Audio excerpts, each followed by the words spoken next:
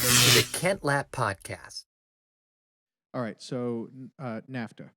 So UMCA, is that what it is? Yeah, I think so. U.S. Mexico Canada Agreement, USMCA came on board. I didn't realize it, but like it fully came on board July 1 of 2020. So it was structured before. I think it was signed into law in 2019 or something like I that. didn't know that. But really came on board July 1, 2020. This is what I just read. And which was surprising to me because I didn't ever know that. There was so much going on. I think that got no attention. But apparently, NAFTA was not good at some things that USMCA, the new agreement, was better at. Do you know much about this? Can you talk us through that? Well, the other thing that I can tell you some of the things. Yeah. the other thing that I saw in that article was that, and I didn't know this. This was a surprise to me. We trade 4 times as much with our North American neighbors as we do with China. I just thought we were trading so much more with China than pretty much everybody else, but apparently that's not the case.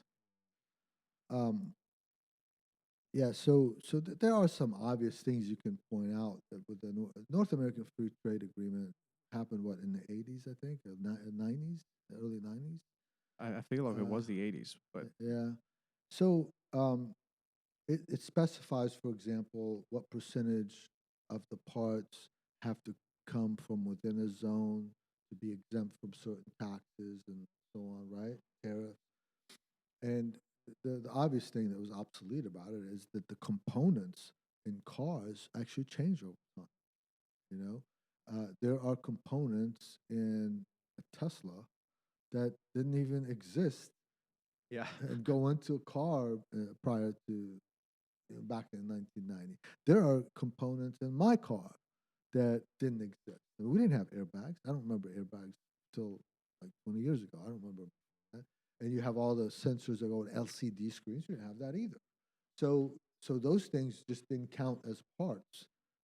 So you had that issue and so on. So ultimately, what NAFTA is about, if you want it from a big picture standpoint, it's really managed trade. And the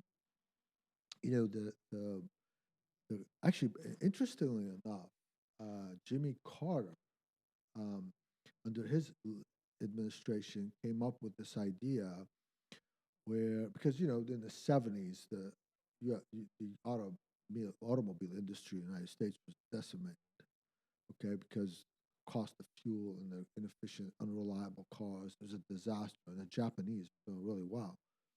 So the under the Carter administration, they came up with this idea that to pass a law where, based on the local content of the car, you could actually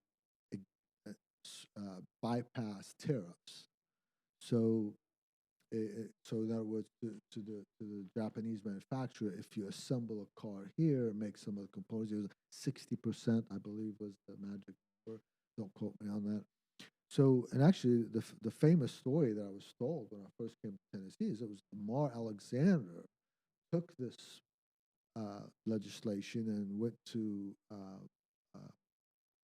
Japan and met with auto executives in Japan, and basically, they told him, look, if you put a plant in Tennessee, you don't have to pay for this, you don't have to pay for that. Well, we know that. But why would we put it in Tennessee? And famously, he drew a circle around Tennessee that was 500-mile circumference, and that included so much of the population of the United States. And boom, you had the car industry evolve just south of here, right? And then that brought more manufacturing, and next you know, Toyota Tundra is made in the U.S. Yep. They won't let you forget that in the commercial, right? So, no, they don't. No. And that by the way is interesting. Now you see so much, Ford talking about that. So I remember that back in the 80s, that used to be a thing. Walmart used to advertise that, made in America, and all of a sudden they stopped that shit because they weren't made in America anymore. Couldn't afford to buy stuff from America. So now you're seeing that again, and those kinds of movements don't just disappear overnight, and the politicians will cater to that. And it'd be interesting to see what happens and how corporate America take how I mean they're going to try to do the same thing they did to the energy industry, right? They're going to right. try to play both sides. Yes. Yep.